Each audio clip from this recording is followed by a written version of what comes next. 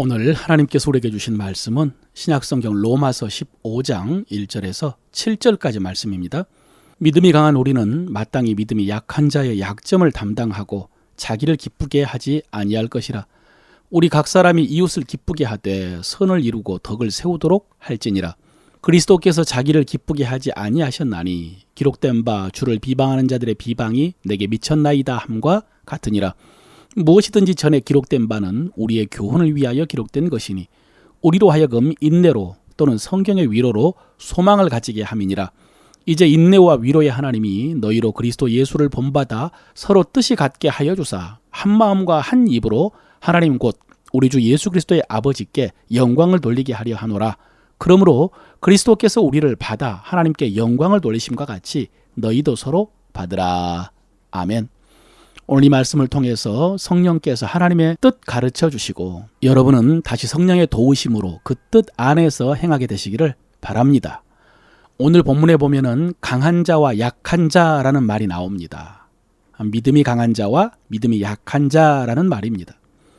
어제 살펴본 것처럼 우상의 제물로 드려진 고기를 아무런 거리낌 없이 먹을 수 있는 사람이 믿음이 강한 자이고 그것을 먹는데 주저하고 꺼리끼는 사람이 믿음이 약한 자입니다. 바울은 14장부터 이 문제에 대한 원칙을 언급한 바 있습니다. 여기서 가장 중요한 것은 이 일 때문에 서로 비난하고 업신여기지 말라고 하나님께서 이미 받으셨다라고 했습니다. 그러면서도 그 음식 먹는 문제에 대한 분명한 가르침도 주었습니다.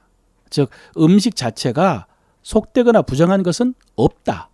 그냥 믿음으로 감사함으로 먹으면 되는 것이다 라고 했습니다. 다시 말하면 그 먹는 문제에 있어서는 신학적으로 소위 믿음이 강하다 하는 사람들, 담대히 먹어도 된다라고 하는 사람들의 편을 들어준 것입니다. 그러나 중요한 것은 그것을 먹어도 되느냐 안 되느냐가 아니라고 했죠. 그것에 대한 정확한 지식을 가진 것보다 더 중요한 것은 형제를 판단하지 않고 그들을 실족하지 않게 하는 것입니다.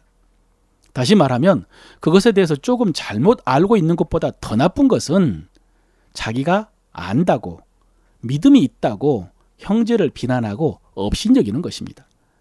자기는 먹을 만한 믿음이 있어서 먹는다고 하지만은 그만한 믿음이 없어서 그것을 보고 마음에 시험이 되는 형제가 있다면 그것은 사랑으로 행하지 않는 것입니다. 그래서 이 문제를 해결하는 방법으로 연약한 사람들에게 그렇지 않다라고 주장하거나 가르치는 것이 아니라 오히려 그 연약함을 담당하는 것이라고 했습니다. 여러분, 약한 자의 약점을 감당하는 것이 무엇입니까? 내 권리와 자유를 포기하는 것입니다. 이 문제가 고린도 전서에도 자세히 기록된 것을 보면은 당시 이방 땅에서 이 문제 때문에 많은 갈등이 있었던 것 같습니다. 그런데 바울은 고린도 전서에서도 우상의 제물에 대해서 신학적으로 아무런 문제가 없다는 것을 쭉 진술한 다음에 마지막에 그러므로 만일 식물이 내 형제로 실족하게 하면 나는 영원히 고기를 먹지 아니하며 내 형제를 실족치 않게 하리라 라고 했습니다. 내 자유와 권리를 포기하는 것이죠. 오늘 보면 1절도 이 말씀입니다. 믿음이 강한 우리는 마땅히 믿음이 약한 자의 약점을 담당하고 자기를 기쁘게 하지 아니할 것이라 라고 했죠. 여러분, 이 말씀은 강한 자에게 요구되는 윤리를 말하고 있습니다. 강한 자가 약한 자의 약점을 담당하는 것이 마땅하다는 것입니다. 그런데 여러분, 이것을 역으로 보면은 우리는 이 말씀을 통해서 어떤 사람이 진정으로 강한 사람인지를 알 수가 있습니다. 어떤 사람이 진정으로 성숙한 사람인가? 여러분, 어떤 사람이 강한 자입니까? 음식에 대한 신학적인 지식이 있는 사람입니까? 그것을 담대하게 먹을 만한 믿음이 있는 사람입니까? 아닙니다. 연약한 사람의 연약함을 담당할 수 있는 사람입니다. 자기를 기쁘게 하지 않고 다른 사람의 기쁨을 구할 수 있는 사람이 강한 사람이고 성숙한 사람입니다. 만약에 자기에게 신학적인 지식이 있다고 하면서 믿음이 있다고 하면서 자기 자유를 포기하지 못한 사람이라면 그 사람은 똑같은 어린아이의 믿음을 가진 사람입니다. 자기의 유익과 자기의 자유를 주장하고 자기를 기쁘게 하는 사람이라면 그가 어떤 지식을 가졌든지 똑같이 연약한 사람입니다. 진정으로 강한 사람, 진정으로 성숙한 사람은 자기 기쁨과 자기 만족을 위해 사는 사람이 아니라 다른 사람을 기쁘게 하는 사람이다 라고 했습니다. 왜 그렇습니까? 바로 우리 주님께서 그렇게 하셨기 때문입니다. 오늘 성경이 우리에게 가르쳐주는 우리 주님의 삶은 자기를 기쁘게 하지 않고 다른 사람의 기쁨과 유익을 구하는 삶입니다. 3절입니다. 그리스도께서 자기를 기쁘게 하지 아니하셨나니 기록된 바 주를 비방하는 자들의 비방이 내게 미쳤나이다 함과 같으니라 라고 했죠.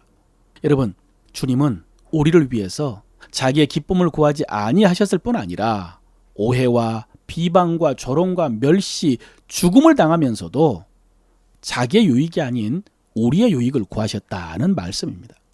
그래서 우리에게 주님을 닮으라라고 요청하는 것도 이런 부분을 닮으라는 것입니다. 다른 사람의 유익을 구하는 삶입니다.